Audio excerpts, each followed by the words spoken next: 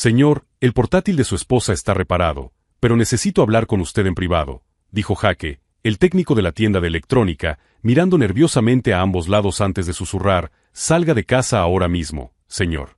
Cancele sus tarjetas, cambie sus contraseñas y salga de casa hoy mismo. Estaba en Computer Fix, una pequeña tienda en el centro de Portland, Oregón, solo para recoger el portátil de mi esposa Rebecca, que se había roto la semana pasada. La pantalla se había roto después de que se le cayera al suelo de la cocina, o al menos eso fue lo que me contó. Fruncí el ceño, confundido. ¿De qué estás hablando, Jaque? ¿Hay algún problema con el dispositivo? Jaque, un chico delgado de unos 25 años con tatuajes en los brazos, miró a su alrededor una vez más antes de abrir el portátil delante de mí. No es el dispositivo, señor. Cuando probé el sistema después de la reparación, apareció una notificación en WhatsApp. Accidentalmente vi los mensajes y... Su voz se quebró por un momento. Señor, su esposa y su hijo están planeando matarlo. El mundo pareció detenerse a mi alrededor. El ruido del tráfico afuera, el zumbido de las computadoras que se reparaban, todo se silenció mientras las palabras de Jaque resonaban en mi cabeza. Me llamo Andrew, tengo 62 años y, hasta hace 5 minutos, creía tener una vida perfectamente normal. Soy contable jubilado y vivo en una cómoda casa en las afueras de Portland con mi esposa Rebecca, de 58 años. Tenemos un hijo, Michael, de 32 años, casado desde hace 4 con una mujer llamada Jennifer. Rebecca siempre ha sido una esposa dedicada. La conocí hace 15 años en un grupo de senderismo. Ella se había divorciado recientemente y yo era viudo desde hacía 3 años. Nos casamos después de 2 años de noviazgo en una ceremonia pequeña e íntima. Michael es mi hijo de mi primer matrimonio. Cuando Rebecca entró en nuestras vidas, él tenía 17 años y estaba pasando por una fase rebelde típica de la adolescencia. Rebecca fue paciente, cariñosa y poco a poco se ganó un lugar especial en su corazón. O al menos eso creía yo. Enséñamelo, dije con voz ronca, todavía tratando de procesar lo que estaba pasando. Jaque navegó hasta una conversación en WhatsApp entre Rebecca y Michael. Se me revolvió el estómago cuando vi el primer mensaje. Andrew está empezando a hacer muchas preguntas sobre las finanzas. Creo que sospecha de los retiros. La respuesta de Michael apareció justo debajo. Quizás sea hora de acelerar el plan, mamá. Su seguro de vida vale $800,000. Con la venta de la casa, tendremos más de $1,5 millones para empezar nuestra nueva vida en California. Me apoyé en la encimera, sintiendo que me fallaban las piernas. Eso no puede ser cierto, murmuré, más para mí mismo que para Jaque. Lo siento, señor, dijo él, claramente incómodo. Intenté ignorarlo, pero cuando vi lo de los medicamentos y las dosis, no pude callarme. Seguí leyendo, cada línea como una puñalada en el pecho. Discutían métodos, hablaban de cómo hacer que pareciera un ataque cardíaco natural. Michael mencionaba que ya había consultado a un médico sobre mi historial de problemas cardíacos, problemas que yo ni siquiera sabía que tenía. Rebecca, ¿crees que sospechará si insisto en que tome los nuevos medicamentos para la presión? Preguntaba Michael en un mensaje de hacía 3 días. No, si le decimos que lo ha recomendado el doctor Martínez. Él confía en el médico, respondía Rebecca. Y Michael, no lo olvides, tiene que parecer natural. Sin prisas. Jaque cerró el portátil con cuidado. Señor, tiene que salir de casa. Pueden intentar algo en cualquier momento. Estaba en estado de shock, pero una parte de mi mente ya empezaba a procesar la información de forma analítica. 40 años como contable me habían enseñado a examinar números y patrones, a identificar discrepancias. Y ahora, al repasar los últimos meses, algunos detalles empezaban a cobrar sentido. Las nuevas medicinas que Rebecca insistía en que tomara. Las frecuentes visitas de Michael, siempre trayendo vitaminas especiales que supuestamente me darían más energía. La forma en que Rebecca últimamente me preguntaba por mi testamento, por el seguro de vida, siempre de manera casual. Jaque, dije, con voz firme, ¿puedes hacer una copia de esos mensajes? Voy a necesitar pruebas. Asintió, claramente aliviado de que me estuviera tomando la situación en serio. Claro, señor. Voy a hacer fotos de todo. Mientras Jaque trabajaba, mi mente iba a 1000 por hora. No podía simplemente huir. Necesitaba un plan, necesitaba más pruebas y, sobre todo, necesitaba comprender el alcance total de esta conspiración. Si estás siguiendo esta historia y te has quedado tan impactado como yo, no olvides suscribirte al canal, porque lo que descubrí en los días siguientes cambió todo lo que creía saber sobre mi propia familia. Cogí el portátil y las fotos que Jake había tomado, le agradecí su honestidad y salí de la tienda con el corazón latiendo a toda velocidad. En el aparcamiento, me senté en mi coche y respiré profundamente varias veces, tratando de ordenar mis pensamientos. Rebecca me estaría esperando en casa, probablemente ansiosa por recuperar el portátil. Michael dijo que vendría a cenar esa noche, como solía hacer los miércoles. Una tradición familiar que siempre había apreciado. Ahora sabía que esas visitas tenían un propósito mucho más siniestro. Arranqué el coche y empecé a conducir de vuelta a casa, pero mi mente ya estaba trazando un plan. Creían que solo era un viejo contable ingenuo, fácil de manipular y eliminar. Estaban a punto de descubrir que habían subestimado por completo al hombre al que planeaban asesinar. Conduje en piloto automático por las calles familiares de Portland, con mi mente procesando cada detalle de las últimas semanas. La paranoia que había sentido no era paranoia, era instinto de supervivencia. Las vitaminas especiales que Michael traía religiosamente todos los miércoles. Rebecca insistiendo en que tomara los nuevos medicamentos para la presión, incluso cuando le dije que me sentía bien. Las preguntas casuales sobre mi testamento, siempre disfrazadas de preocupación amorosa. Cariño, ¿estás seguro de que tus documentos están al día? Sería terrible que pasara algo y yo no pudiera cumplir tus deseos, me había dicho Rebecca la semana pasada, acariciándome el pelo mientras veíamos la televisión. En ese momento, me pareció conmovedor. Ahora entendía que era un cálculo calculista de mis bienes. Aparqué a 2 manzanas de casa, todavía reacio a entrar. Cogí mi móvil y volví a leer las fotos que Jake había tomado de los mensajes. Había más conversaciones que no había visto en el apuro de la tienda. Michael, ¿estás seguro de que el doctor Martínez no sospechará? Preguntaba Rebecca en un mensaje de hacía 5 días. Tranquila, mamá. Me conoce desde que era niño. Cuando le diga que estoy preocupado por la hipertensión de papá, le recetará los medicamentos sin hacer preguntas. Y los medicamentos que voy a sustituir simularán perfectamente un infarto. Parecerá que murió mientras dormía. Mamá. Michael estaba llamando a Rebecca, mamá. Mi hijo, que se había resistido a la idea de tener una madrastra durante años, ahora conspiraba con ella para asesinarme. ¿Cuándo exactamente Rebecca había pasado de ser una esposa cariñosa a una asesina manipuladora? ¿Y cuándo Michael había dejado de ser mi hijo para convertirse en mi verdugo? Seguí leyendo y descubrí aspectos aún más siniestros del plan. Rebecca, ¿has pensado en lo que haremos si no toma la medicación voluntariamente? Había preguntado Michael. Ya lo he pensado. Puedo mezclarla con su comida. Andrew confía tanto en mí que nunca sospecharía. Además, últimamente está tan distraído que probablemente ni notará el sabor diferente. Distraído. No estaba distraído, me estaban envenenando lentamente y mi cuerpo estaba reaccionando. Los mareos que atribuí a la edad, el cansancio constante que pensé que era la jubilación, los lapsos de memoria que me llevaron a pedir cita con un neurólogo. El doctor Martínez. Habían mencionado a mi médico de cabecera. Cogí el teléfono y llamé a la consulta. La recepcionista, Karen, me atendió con la familiaridad de 15 años de consultas. Sr. Andrew. ¿Cómo está? Su consulta es la semana que viene. Karen, ¿ha llamado Michael recientemente para concertar alguna cita o hablar con el doctor Martínez sobre mí? Ah, sí. ¿Qué hijo tan atento tiene? Estuvo aquí el lunes, muy preocupado por su presión arterial. Dijo que ha estado teniendo dolores en el pecho y mareos. El doctor se preocupó y ya le ha recetado algunos medicamentos nuevos para que pruebe. Se me revolvió el estómago. Karen, nunca he tenido dolores en el pecho ni mareos relacionados con la presión. Silencio al otro lado de la línea. Pero, Michael dijo, parecía muy preocupado, señor Andrew. Incluso trajo notas sobre sus síntomas. Gracias, Karen. Hablaré con el doctor en la consulta. Colgué y me recosté en el asiento del coche. La conspiración era más elaborada de lo que había imaginado. No solo estaban planeando mi muerte, sino que ya estaban construyendo la narrativa médica que justificaría mi ataque cardíaco natural. Mi móvil sonó.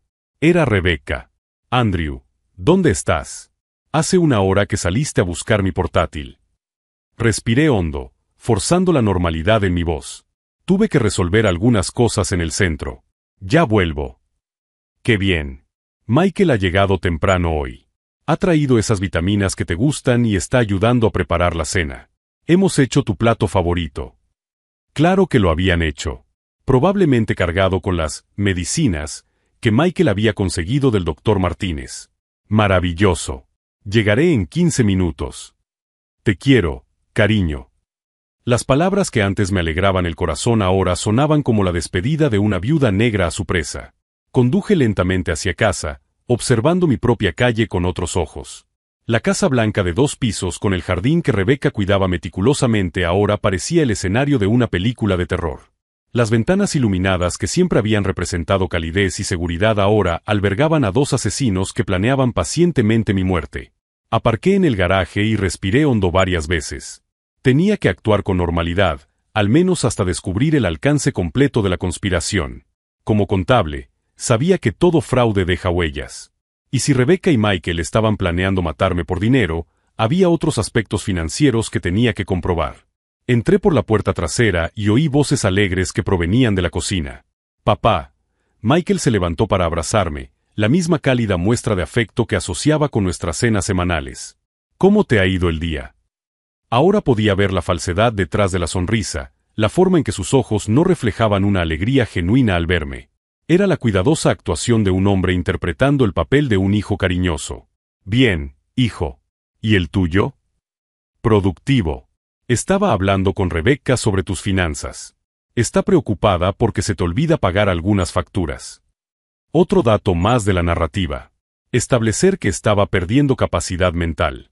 «¿Olvidar?», pregunté, mirando a Rebeca, que removía algo en la olla con excesiva atención. «Nada grave, cariño», dijo sin volverse. «Solo algunas facturas que llegaron y se quedaron en la mesa más tiempo de lo normal. Pensé que podríamos organizar un sistema para que Michael nos ayudara de vez en cuando». «¿Qué tipo de sistema?». Michael se adelantó. «Nada complicado. Quizás yo podría tener acceso a una cuenta secundaria, solo para emergencias». Y Rebeca mencionó que sería bueno actualizar los poderes notariales, por si te enfermas o algo así. No estaban perdiendo el tiempo. Acceso a las cuentas, poderes notariales. Establecer el control financiero antes de ejecutar el asesinato. Interesante, respondí, manteniendo mi voz neutra. Hablaremos de ello después de cenar. Rebeca finalmente se dio la vuelta y me entregó una copa de vino tinto que yo no había pedido. «Tu favorito», dijo con una sonrisa. Sostuve la copa, observando el líquido rubí contra la luz. ¿Sería paranoia sospechar que estaba envenenado, o una precaución sensata? «Salud», dijo Michael, levantando su propia copa. «Por la familia», añadió Rebeca. Me llevé la copa a los labios, fingiendo beber mientras observaba a los dos por encima del borde. Si muriera hoy, parecería un ataque al corazón tras una agradable cena familiar. Natural, sin sospechas. Pero habían cometido un error fatal, me habían subestimado por completo. 40 años analizando fraudes corporativos me habían enseñado que todo criminal, por muy inteligente que se crea, deja rastros. Y mientras Rebeca y Michael creían estar llevando a cabo el crimen perfecto, yo apenas estaba empezando a rastrear cada movimiento que habían hecho. La cena iba a ser interesante. Muy interesante. Durante la cena, fingí beber el vino mientras observaba cada movimiento de Rebeca y Michael. Su actuación era impresionante, sonrisas genuinas, conversaciones familiares, gestos cariñosos. Si no hubiera sabido de la conspiración, nunca habría sospechado que estaba cenando con 2 asesinos. «Andrew, apenas has tocado el vino», observó Rebeca, con voz cargada de falsa preocupación. «¿No te gusta? Es ese Cabernet que siempre elogias». «Está buenísimo», respondí, llevándome la copa a los labios de nuevo sin beber. «Solo lo estoy saboreando lentamente». Michael se inclinó hacia adelante, con los ojos brillantes de interés excesivo. «Papá, ¿te has sentido bien últimamente?». Rebeca mencionó que pareces más cansado. La pregunta fue formulada con la preocupación perfecta de un hijo cariñoso, pero ahora podía ver la manipulación que había detrás. Estaban estableciendo síntomas para justificar mi futura muerte natural. «Me siento bien», respondí con calma. «¿Por qué lo preguntas?». «Por nada en particular», Michael intercambió una rápida mirada con Rebeca. «Es solo que, a veces pareces un poco confuso. La semana pasada, cuando te llamé, olvidaste que habíamos quedado en vernos». «Eso era mentira». Nunca olvidé ninguna cita con Michael. No recuerdo haber olvidado nada, dije, manteniendo mi voz neutra. Rebecca se rió ligeramente y me tocó la mano. Cariño, eso es exactamente lo que Michael quiere decir. No lo recuerdas porque, bueno, lo has olvidado. La lógica circular era perfecta. Si negaba haber olvidado algo, sería prueba de que lo había olvidado. Estaban construyendo una narrativa en la que cualquier defensa mía se convertía en evidencia en mi contra. Quizás deberías hablar con el doctor Martínez sobre esto, sugirió Michael. Mencionó algunas pruebas que podrían ser útiles. ¿Cuándo hablaste con el doctor Martínez sobre mí?, pregunté directamente. Hubo un breve momento de tensión entre ellos antes de que Michael respondiera. El lunes. Estaba preocupado, así que llamé a la consulta. Dijo que sería bueno programar algunas pruebas, especialmente teniendo en cuenta, bueno, tu edad. Mi edad. 52 años, perfectamente sano hasta que mi propia familia empezó a envenenarme lentamente. La cena continuó con más de esos intercambios aparentemente inocentes. Cada pregunta sobre mi salud, cada sugerencia sobre médicos, cada comentario sobre mi confusión mental, era una piedra cuidadosamente colocada en la narrativa que justificaría mi muerte. Cuando terminamos de comer, Michael se ofreció a lavar los platos mientras Rebecca preparaba café. Aproveché el momento para verter discretamente mi vino en la planta junto a la mesa. Si había veneno allí, no quería que ni siquiera las plantas murieran por mi culpa. Andrew, llamó Rebecca desde la cocina, ¿puedes venir a ayudarme con algo? La encontré rebuscando en un cajón que rara vez abría, donde guardábamos documentos antiguos y papeles diversos. Estoy buscando esa póliza de seguro que mencionaste el mes pasado, dijo sin mirarme. La del seguro de vida. Michael pensó que sería bueno revisar los beneficiarios, asegurarnos de que todo está actualizado. Se me heló la sangre. No solo estaban planeando matarme, sino que ya estaban organizando los detalles financieros posteriores a mi muerte. ¿Por qué están tan interesados en mi seguro de vida últimamente?, pregunté. Rebecca finalmente me miró, con una expresión sincera y preocupada. Querido, no es un interés morboso. Es responsabilidad. Si te pasa algo, necesito saber cómo manejar todo. Y Michael tiene razón. Sería mejor que él tuviera acceso a las cuentas principales, al menos como respaldo. ¿Reserva para qué? Para cuando ya no puedas gestionar las cosas por ti mismo, dijo suavemente, como si fuera lo más natural del mundo. Cuando ya no puedas. No sí, ¿cuándo? Michael apareció en la puerta de la cocina, secándose las manos con una toalla. ¿Habéis encontrado los papeles? Seguimos buscando, murmuró Rebecca, volviendo al cajón. Papá, ¿guardas los documentos importantes en una caja fuerte o algo así? Sería más organizado tenerlo todo en un solo lugar. Por supuesto que querían saber dónde guardaba los documentos importantes. Probablemente para alterarlos o destruirlos después de mi muerte. Tengo algunos papeles importantes en el banco, respondí vagamente. ¿Qué banco?, preguntó Michael rápidamente, y luego trató de disimular su excesivo interés. Por si acaso necesito algo. No estaban perdiendo el tiempo. Querían un mapa completo de mis bienes antes de eliminarme. Esa noche, después de que Michael se fuera y Rebecca subiera a darse un baño, me quedé solo en la sala procesando todo lo que había descubierto. No era solo un vago plan de asesinato, era una operación cuidadosamente orquestada con múltiples capas. Cogí mi portátil y empecé a investigar nuestras finanzas en línea. Lo que descubrí me alarmó aún más. En los últimos 6 meses, se habían transferido pequeñas cantidades de nuestras cuentas conjuntas a una cuenta que yo desconocía.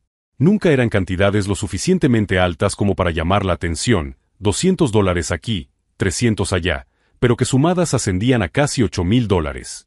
Rebecca tenía acceso a nuestras cuentas como mi esposa, pero estas transferencias se realizaban siempre cuando yo estaba fuera de casa, en horarios específicos que sugerían una planificación cuidadosa.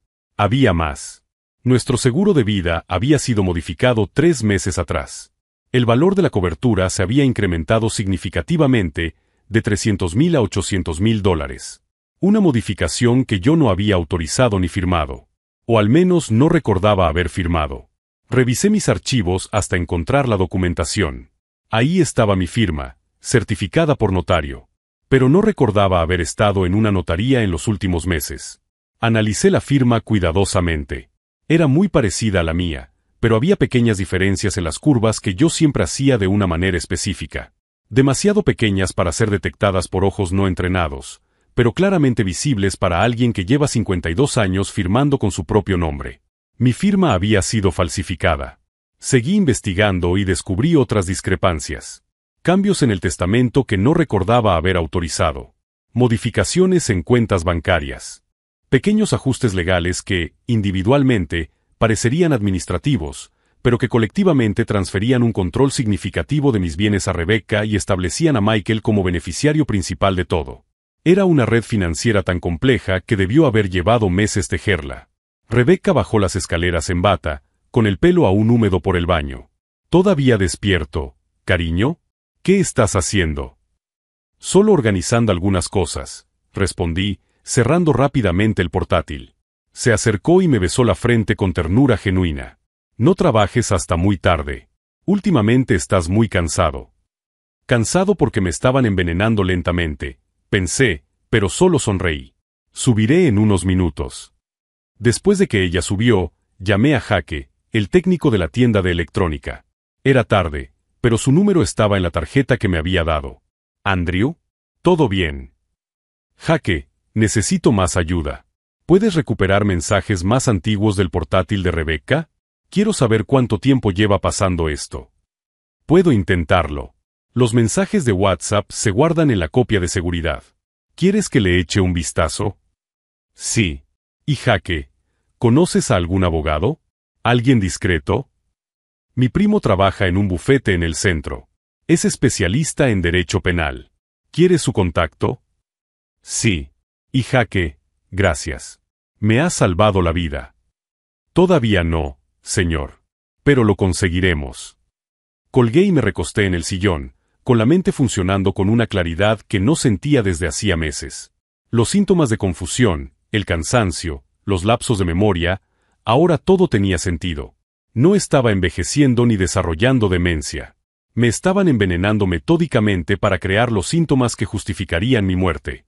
Pero Rebecca y Michael habían cometido un error fatal al subestimarme. 40 años como contable me han enseñado que todo fraude, por muy elaborado que sea, deja rastros. Y toda persona que comete un fraude, por muy inteligente que se crea, acaba confiando demasiado y cometiendo errores. Estaban a punto de descubrir que habían elegido a la víctima equivocada. Subiendo las escaleras en silencio, miré a Rebecca durmiendo plácidamente en nuestra cama. Parecía tan tranquila, tan inocente. Quien la mirara nunca imaginaría que esa mujer estaba planeando fríamente el asesinato de su propio marido. Pero ahora yo ya no era solo una víctima que observaba pasivamente su propia destrucción. Era un contable experimentado con acceso a todas las herramientas necesarias para auditar cada movimiento que habían hecho. Y cuando terminara de reunir todas las pruebas, Rebecca y Michael descubrirían que habían decidido jugar con fuego. Y yo estaba a punto de quebrarlos por completo. A la mañana siguiente, me desperté antes que Rebecca y fui discretamente a la oficina del sótano. Llamé al primo de Jake, David Chen, un abogado penalista que atendía temprano los casos urgentes. Sr. Andrew, Jake me ha contado brevemente su situación. ¿Puedo verle hoy? Cuanto antes, mejor. A las 9 en mi oficina. Y traiga todas las pruebas que haya conseguido hasta ahora. Imprimí discretamente todas las fotos de los mensajes, los extractos bancarios que mostraban las transferencias no autorizadas y la documentación del seguro de vida falsificado. Lo organicé todo en carpetas separadas, numeradas cronológicamente. 40 años de experiencia en auditoría me habían enseñado que una documentación meticulosa era la diferencia entre una sospecha y una prueba irrefutable. Rebecca bajó a la cocina cuando estaba guardando los papeles. «Te has levantado temprano, cariño», dijo, besándome en la frente. «¿Has dormido bien?» «Como un tronco», mentí. «Voy a salir un rato a resolver algunos asuntos en el banco». «¿Al banco?», preguntó con los ojos brillantes de interés. «¿Algún problema?» «Nada importante. Solo actualizar algunos datos». En realidad, me dirigía directamente a la oficina de David Chen en el centro de Portland, armado con pruebas suficientes para enviar a Rebecca y Michael a la cárcel. La oficina de David estaba en la planta 22 de un edificio comercial. Era un hombre asiático estadounidense de unos 40 años, con una sólida reputación en casos penales complejos. Sr. Andrew, dijo después de revisar meticulosamente cada documento, Lo que tiene aquí es evidencia de conspiración para cometer homicidio, falsificación de documentos y fraude financiero. Esto es extremadamente grave. ¿Qué debemos hacer? En primer lugar, debemos garantizar su seguridad. En segundo lugar, debemos recopilar más pruebas antes de involucrar a la policía. Y en tercer lugar, debemos documentar cualquier intento adicional por su parte de causarle daño. David explicó que los mensajes de WhatsApp, aunque incriminatorios, se habían obtenido sin autorización legal. Necesitábamos pruebas complementarias que fueran admisibles en un tribunal. Te recomiendo que uses una grabadora durante tus interacciones con ellos. También te pondré en contacto con un investigador privado para que supervise sus actividades cuando no estés presente. Sara Martínez era la investigadora privada que David recomendó. Especialista en casos de fraude familiar, había trabajado como detective durante 15 años antes de abrir su propia agencia. Andrew, dijo durante nuestra reunión de esa tarde, instalaré equipos de vigilancia discretos en tu casa. También investigaré el historial financiero de Rebecca y Michael. Si llevan meses planeando esto, seguro que han dejado rastros. 3 días después, Sara regresó con información devastadora. Rebecca tiene antecedentes penales, anunció, abriendo una gruesa carpeta. Hace 12 años, en Phoenix, Arizona, fue investigada por la muerte sospechosa de su primer marido. Murió de un aparente ataque al corazón a los 53 años, tras una serie de problemas de salud que comenzaron cuando ella lo convenció de cambiar su testamento. Se me heló la sangre. ¿Qué pasó con la investigación? Se archivó por falta de pruebas. Pero mira esto. Sara me mostró fotos de registros médicos. Su primer marido tenía exactamente los mismos síntomas que tú has estado presentando. Fatiga, lapsos de memoria, mareos. Y los médicos encontraron trazas de digitalis en su organismo. Digitalis. Veneno extraído de la planta de Daleira. En pequeñas dosis, simula problemas cardíacos. En dosis mayores, causa la muerte por paro cardíaco. Sara continuó revelando el alcance de la investigación. Michael tampoco es quien parece ser. Tiene deudas de juego de casi $200,000 con gente muy peligrosa en Las Vegas. Encontré correos electrónicos en los que promete pagar a finales de mes. Las piezas encajaban perfectamente. Rebecca era una viuda negra experimentada que había elegido a Michael como cómplice porque él necesitaba dinero desesperadamente. Juntos, habían desarrollado un plan para eliminarme y repartirse mi patrimonio.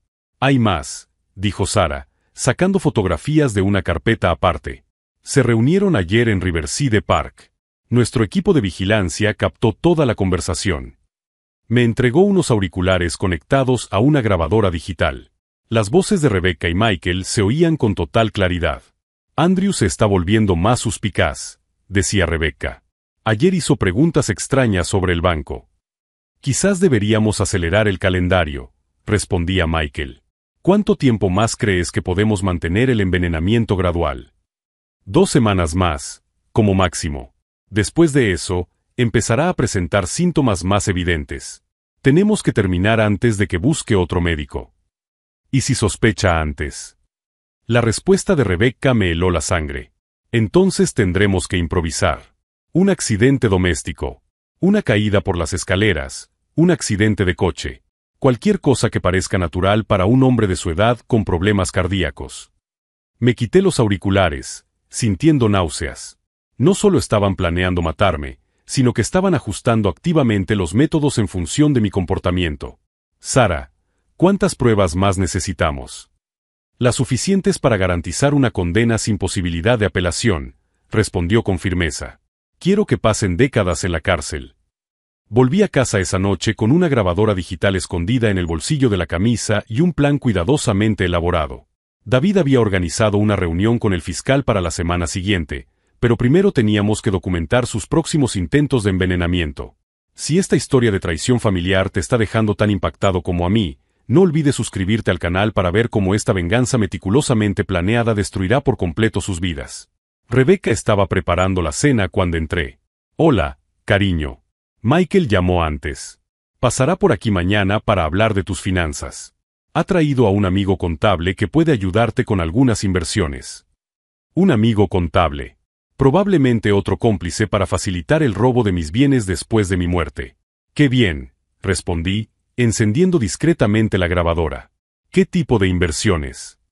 Nada muy complicado. Solo algunas formas de optimizar tus recursos mientras aún estás, bueno, ya sabes, sano y capaz de tomar decisiones. Mientras aún estás vivo, quería decir. Rebecca, dije con calma, ¿puedo hacerte una pregunta? Claro, cariño. ¿Por qué de repente todos están tan interesados en mis finanzas? Primero Michael queriendo poderes notariales, ahora inversiones. Parece muy coordinado. Vi un destello de pánico cruzar sus ojos antes de que esbozara una sonrisa forzada. Cariño, solo es preocupación. Últimamente estás muy distraído y queremos asegurarnos de que tus intereses estén protegidos. ¿Distraído cómo? Bueno, dudó. Ayer olvidaste dónde habías dejado las llaves del coche. La semana pasada, no recordabas el nombre de nuestro vecino. Más mentiras para construir la narrativa del deterioro mental. Nunca olvidé las llaves ni el nombre del vecino. Esa noche, acostado junto a Rebecca, escuché su respiración regular y supe que estaba durmiendo al lado de una asesina en serie que había matado al menos a una persona antes y estaba planeando matarme en cuestión de semanas. Pero ahora ya no era una víctima pasiva que asistía a su propia destrucción. Tenía un equipo de profesionales, pruebas irrefutables y un plan que convertiría a Rebecca y Michael de depredadores en presas. Habían pasado meses planeando mi muerte, creyendo que yo era solo un viejo contable ingenuo. Mañana, cuando Michael trajera a su amigo contable, para facilitar el robo de mis bienes, descubrirían que habían subestimado por completo a su supuesta víctima. Y esa sería la última vez que cualquiera de los dos volvería a subestimar a Andrew. A la mañana siguiente, Michael llegó puntualmente a las 10, acompañado de un hombre bajito con gafas que se presentó como Tony Marchetti, asesor financiero especializado en la optimización del patrimonio de los jubilados. Papá, Tony nos ayudará a organizar tus inversiones de forma más eficiente, dijo Michael, abriendo una carpeta llena de documentos. Sobre todo teniendo en cuenta tu situación de salud. Mi estado de salud. Ya ni siquiera se molestaban en disimular. ¿Qué tipo de optimización?, pregunté, encendiendo discretamente la grabadora que llevaba en el bolsillo. Tony sonrió con la confianza engreída de quien ya había hecho esto antes. Señor Andrew, con su edad y los síntomas cognitivos que Michael me ha descrito, lo ideal sería transferir algunos activos a una estructura de protección. Esto garantiza que, en caso de que usted ya no pueda tomar decisiones, su familia tenga acceso inmediato a los recursos. Sara me había advertido sobre esto. Era exactamente el mismo método utilizado en el caso del primer marido de Rebecca, transferir los bienes antes de ejecutar el asesinato, evitando complicaciones legales posteriores. ¿Qué síntomas cognitivos le ha descrito Michael?, pregunté directamente. Michael intercambió una rápida mirada con Tony antes de responder. Papá, ya sabes, los olvidos, la confusión. Ayer preguntaste dónde estaba el coche que estaba en el garaje. Otra mentira. Nunca pregunté dónde estaba el coche. Rebecca apareció en la sala con una bandeja con café y galletas caseras. He preparado el café especial que te gusta, cariño, dijo, entregándome una taza con una sonrisa cariñosa. El café especial. Probablemente cargado con digitalis. Gracias, respondí, sosteniendo la taza sin beber. ¿No queréis café? Ya hemos tomado, respondió Rebecca rápidamente. Tony comenzó a explicar los documentos, todos ellos elaborados para transferir el control total de mis bienes a Rebecca, con Michael como beneficiario secundario. Mientras hablaba, observé cada uno de sus movimientos con ojos entrenados por la experiencia. Rebecca comprobaba constantemente si estaba bebiendo el café. Michael mantenía un contacto visual excesivo, estudiando mi comportamiento en busca de signos de confusión mental. Tony presionaba para que firmara de inmediato, alegando que las ventanas fiscales se cerrarían pronto. Era una operación coordinada para robarme mientras me mataban lentamente. Estos documentos son bastante complejos, comenté finalmente. Me gustaría que mi propio abogado los revisara antes de firmarlos. La reacción fue instantánea. Michael se inclinó hacia adelante, tratando de parecer preocupado. Papá, ¿no confías en mí? Solo intento proteger tus intereses. Por supuesto que confío, respondí con calma. Pero 40 años como contable me han enseñado a no firmar nunca nada sin revisarlo completamente. Tony frunció el ceño. Señor Andrew, con todo respeto, a veces el análisis excesivo puede llevar a la parálisis de la decisión, especialmente cuando hay cuestiones cognitivas involucradas. Rebeca se acercó y me tocó el hombro con falsa ternura. Cariño, ¿estás seguro? Michael ha dedicado mucho tiempo a organizarlo todo para nosotros. En ese momento sonó mi móvil. Era David Chen. Andrew, ¿puedo hablar contigo un momento? Es urgente. Claro, respondí, levantándome. Disculpadme. Salí de la sala y contesté en el pasillo. David. Las cámaras que instaló Sara captaron algo interesante. Rebeca puso digitalis en el café que te preparó esta mañana. Tenemos la grabación completa. Se me heló la sangre, pero mantuve la voz tranquila. Entiendo. Los detectives están de camino. Mantente alejado de cualquier comida o bebida que te ofrezcan. Espera otros 15 minutos. Volví a la sala, donde los tres me esperaban ansiosos. ¿Todo bien?, preguntó Michael. Mi abogado quiere reunirse conmigo esta tarde para revisar los documentos. Mentí. Podemos terminar todo después. La frustración era evidente en los tres rostros. Rebeca esbozó una sonrisa forzada. Claro, cariño. Pero no lo dejes para muy tarde. Tony tiene otros compromisos esta semana. De hecho, Tony se levantó bruscamente. Quizás sea mejor que lo reprogramemos. Necesito verificar algunas cuestiones fiscales primero. Sabía que algo andaba mal. Los delincuentes experimentados desarrollan un instinto para el peligro. Michael también se levantó. Papá, ¿al menos te has tomado la medicación hoy? El doctor Martínez dijo que era importante mantener la regularidad. Otro intento de envenenarme, esta vez a través de medicamentos falsificados. Todavía no, respondí. Me la tomaré después de comer. Mientras recogían los papeles, oí el sonido lejano de coches aparcando en la calle. Los detectives habían llegado. Rebeca miró por la ventana y palideció. Andrew, ¿por qué hay policías en nuestra calle? No lo sé, respondí con absoluta calma. Quizás algún problema con los vecinos. Michael también se acercó a la ventana, y su expresión pasó de la confusión a la alarma cuando vio a los agentes caminando hacia nuestra puerta. Papá, dijo, con la voz ligeramente temblorosa, tú llamaste a la policía. El timbre sonó antes de que pudiera responder. Voy a abrir, anuncié, caminando tranquilamente hacia la puerta. Andrew, no, gritó Rebeca, pero ya era demasiado tarde. Abrí la puerta y me encontré con la detective Sara Martínez y otros dos agentes. Señor Andrew, dijo en voz lo suficientemente alta como para que se oyera en la sala, tenemos una orden de registro y confiscación relacionada con sospechas de intento de homicidio y conspiración. Necesitamos que todos permanezcan donde están. El silencio en la sala era ensordecedor. Me giré lentamente para ver a Rebeca y Michael paralizados en medio de la sala, con Tony tratando discretamente de alcanzar su maletín. Las expresiones de conmoción y pánico en sus rostros eran exactamente lo que había imaginado durante meses de cuidadosa planificación. Michael, dije con calma, creo que los detectives querrán hablar con ustedes sobre su repentino interés en mis finanzas. Fue entonces cuando Rebeca intentó huir. Sara la interceptó antes de que llegara a la puerta trasera, con las esposas ya en la mano. Rebecca Henderson está detenida bajo sospecha de intento de homicidio y conspiración. Michael se quedó paralizado, observando cómo esposaban a su cómplice. Tony intentó argumentar que solo era un inocente asesor, pero cuando los detectives abrieron su maletín y encontraron documentos prefirmados con mi supuesta firma, incluso él se dio cuenta de que el juego había terminado. Papá, dijo Michael con voz quebrada, puedo explicarlo. ¿Puedes explicar por qué planeaste asesinarme por dinero?, le pregunté directamente. ¿O por qué convenciste al doctor Martínez de que estaba enferma? O tal vez puedas explicar por qué Rebeca puso veneno en mi café esta mañana. El color se le fue por completo de la cara. Lo tenemos todo grabado, dijo Sara, mostrando un dispositivo de grabación. Incluidas las conversaciones sobre las dosis de digital y la simulación de ataques cardíacos. Rebeca, todavía esposada, finalmente estalló.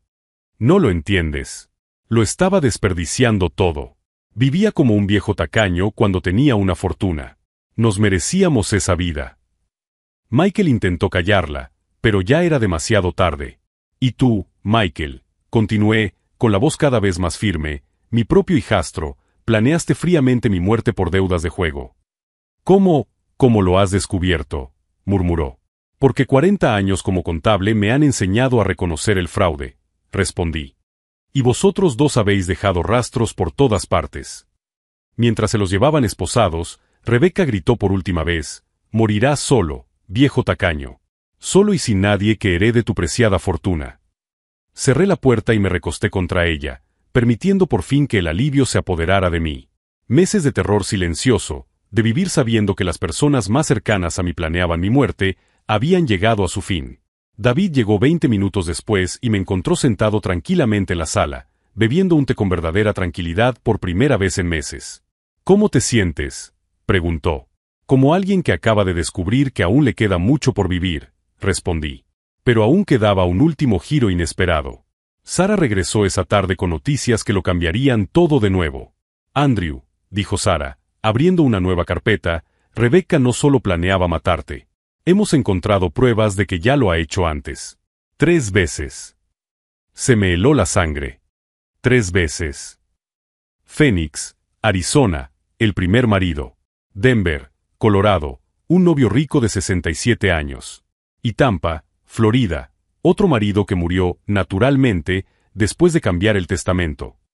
Sara esparció fotografías sobre la mesa. «Los 3 tuvieron los mismos síntomas que usted. Todos murieron de un aparente paro cardíaco.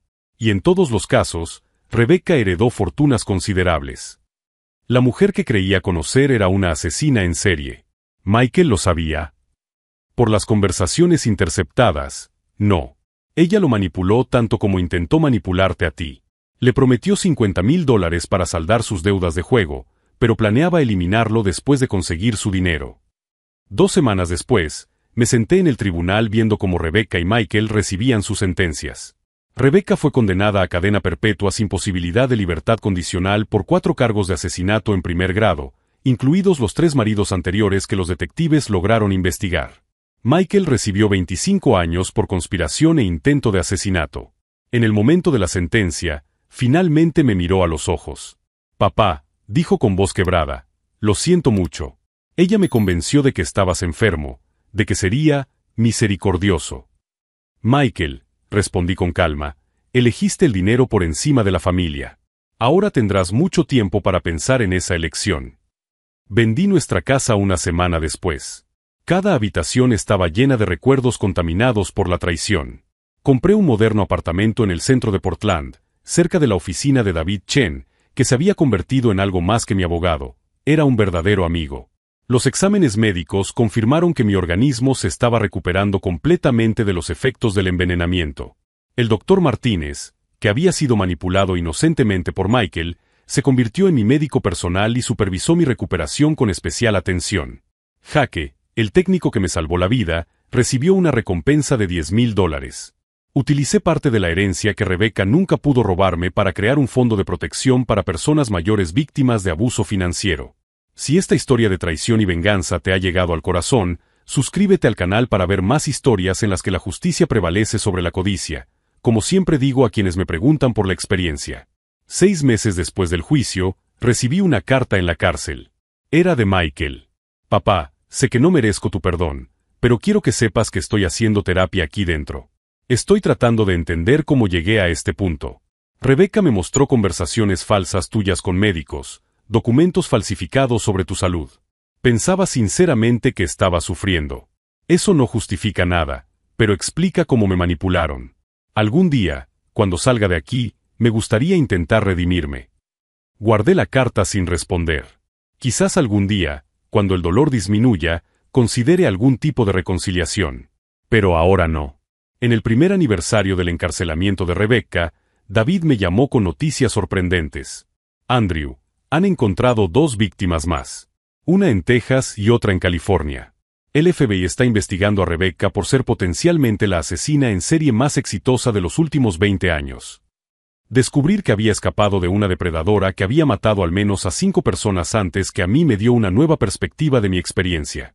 No solo fui víctima de una traición personal, sino que fui el único que logró detener a una máquina de matar.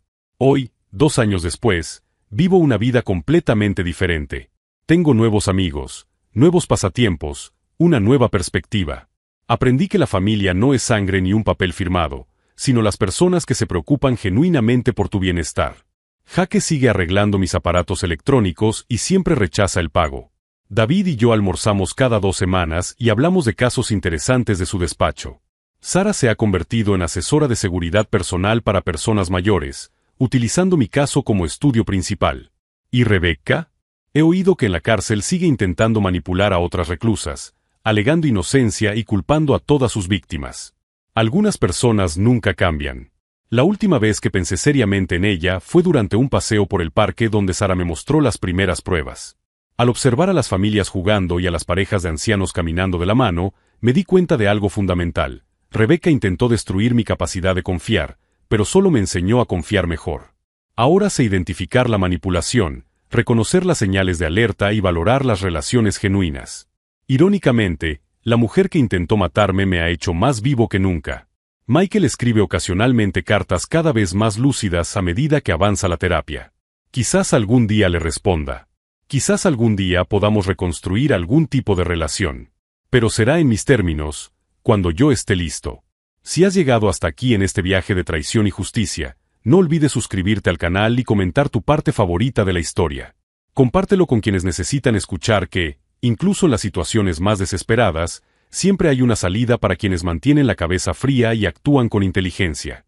La lección que aprendí es simple: las personas más peligrosas son aquellas que pueden imitar el amor a la perfección. Pero el amor verdadero nunca viene acompañado de intentos de control, aislamiento o cambios forzados en tu personalidad. Rebecca pensó que me conocía lo suficientemente bien como para destruirme. Descubrió demasiado tarde que un contador experimentado siempre lleva registros detallados, incluso de las traiciones. La última vez que supe de ella, estaba en aislamiento por intentar organizar una fuga. ¿Yo? Bueno, estaba inaugurando la segunda oficina de mi fondo de protección, esta vez en Seattle. La justicia, descubrí, no es solo castigar a quienes cometen errores, sino utilizar la experiencia para proteger a otros de pasar por el mismo sufrimiento.